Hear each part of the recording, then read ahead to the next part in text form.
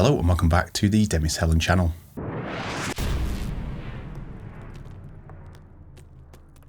In this video, we're going to take a look at layering mid basses, and we're not going to look at the third-party plugin chains. We're not going to look at the bus processing that we can have in there. We're just going to look at what's inside the synth itself and just how to create drive and depth. So we're not looking at the overall sound, so keep that in mind. The kick might sound a little bit louder at points, and that is the case because it's not mixed into context in any sort of track. It's just to show you sort of the elements that I think about before I start processing. And just to note, this tutorial has some processing on the channels already, and it's really to show you why we add these other elements in from the synth to drive and add depth into the sound as well. If you feel you have anything else to add to the tutorial or any questions, as usual, please ask me down in the comments. And just before we get started, if you are new here, welcome to the channel. I hope this earns your subscription and the bell icon too.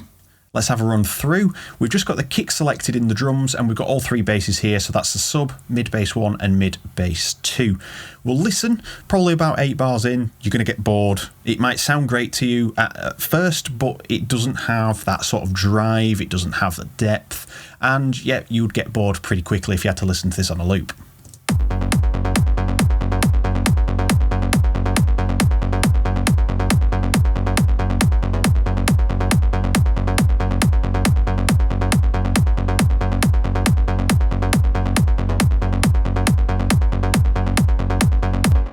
So we can hear that it is quite monotonous, that there is the right direction.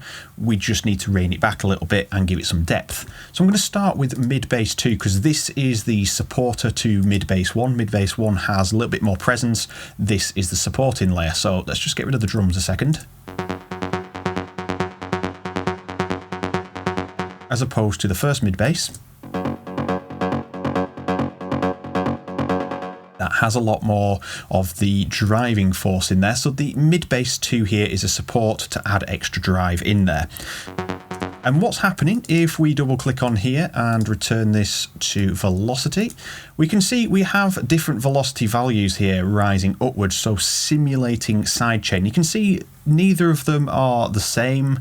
They probably do repeat at this point here where they've been copied and pasted, but they don't have that same sort of monotonous shape like a sidechain would give you. So you're getting different velocity values here, all ending on the same high note. You could change them up as well, which I probably will do, but you can see it's early on in the track. And nothing's actually happening. These are all the same volume at the moment.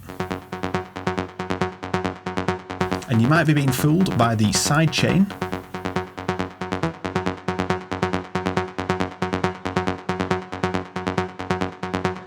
Let's have a look at the synth where it is made. So feel free to copy this. It's a very simple patch, and it's usually the more simple ones that get you the best results.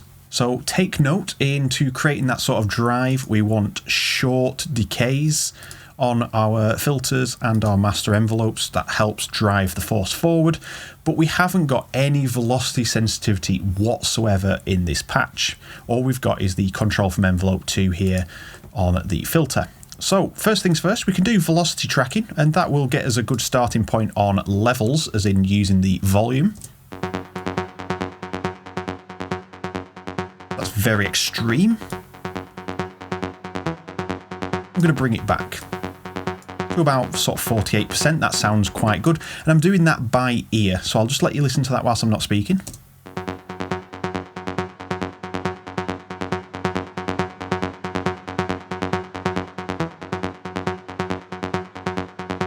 And at first that appears to sound quieter. So yes, it's going to sound quieter because we've added velocity sensitivity in there, and the notes that we have in our MIDI are actually quieter to medium to loud on each 3 notes to simulate that sidechain. So that's great, that's automating the level. Another way to do this is to use velocity here, drag it over to your level, and then if your level is set here, for example, you would drop it a little bit and then adjust your velocity to kind of reach to where the volume was, and that'll give you velocity sensitivity as well. So I'll just demonstrate that without moving these positions. And you can see it's automating this. If we go into the matrix, we can also see that it's using different levels, so we know it's working fine, and we can exaggerate that as much as we want and alter the curves, for example. And that's another way around it, so you have more fine tuning over each oscillator instead of it just being sort of global. But we're happy with global on this one, this works fine. So we can see here that we're operating envelope 2 on the filter, but we can use velocity to control. So instead of just dragging it onto the filter and have it set as its own parameter that's controlling the filter, we can actually drag and drop that onto the modulation from envelope 2. So you can see now that envelope 2 is being modulated, and if you're struggling to see what that is after you've done something and you want to come back and just check it over, you can head to the matrix and you can see here velocity is controlling modulation 1 amount. This is modulation 1, so you know that is envelope 2 controlling the filter. And heading back over to the voice tab, we can now control the velocity of this envelope shape, so how much this is going to influence this. So if we was to grab this velocity here and turn it down to 0 or as near as we can, it's not opening up at all. Let's bring velocity up. This is now telling envelope 2 start affecting the filter more, and the more I turn this up, the more it'll say to affect filter 1.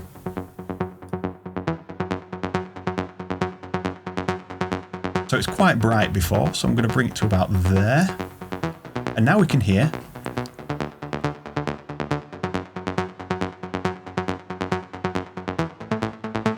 that the filter position is in different places. Let's listen to the two side by side. I'm going to bring this off screen. Let's play this, and we'll play this on loop so we get the same section. Let's put mid bass 1 back in, and I'm going to turn off the velocity. So let's bring this back on so you can see me turning this off. And I'm going to just hit bypass so we don't have to set this up again. And let's grab this. I'm just going to, in fact, let's just get rid of this because obviously it's amended how the envelope is working. That's roughly where it was before.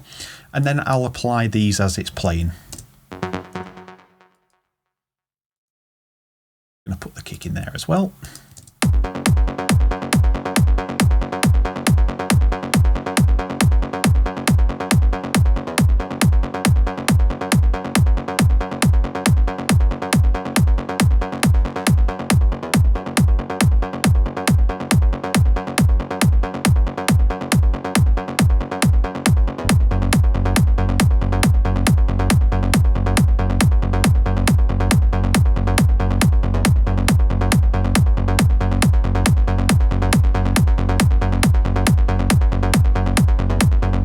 Take note that the energy in the middle of the sound, it does sound like you might need to drop the EQ a little bit on the mids, whereas in fact it's just reducing the velocity of that because we've got the velocity already set up on the MIDI.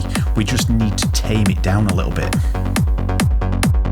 And you can hear that energy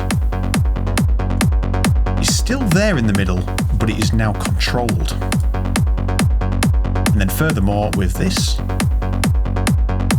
I think in the lower 40s of the percentage is a little bit better on this velocity tracking. And then suddenly we have depth in our basses. So that applies to the other mid bass as well. So let's take a look to see if I've already done this or not. We do have velocity sensitivity, so let's, yep, we're on velocity. So you can see we've got quieter, medium and loud, and you can see I've altered the top peaks on this one, so this was a better demonstration to show you here. But this is the main drive, so let's have a look at how this has been set up. So we can see we have velocity on the oscillator level and the modulation 1 amount, which will be the envelope. And you can see that level 2 on oscillator 2 has not been added, so we'll look at adding that in a second. So let's have a listen. Let's add a little bit of velocity tracking.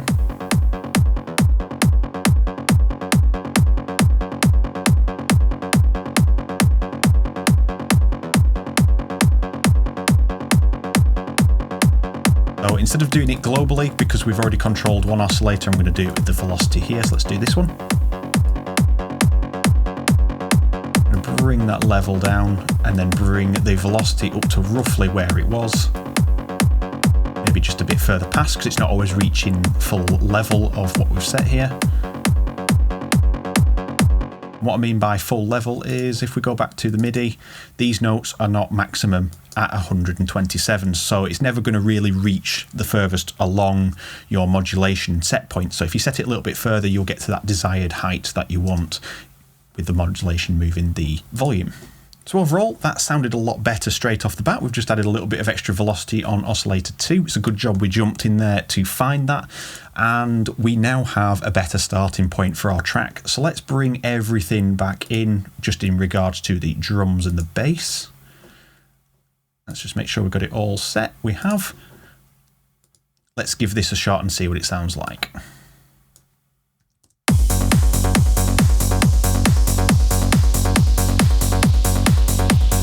So we can hear the levels are a little bit off now, so we can rebalance the levels because obviously we've now got it a lot quieter.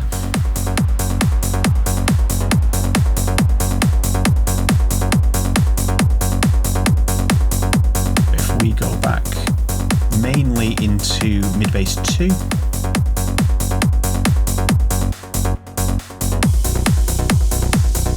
Let's go back to the beginning.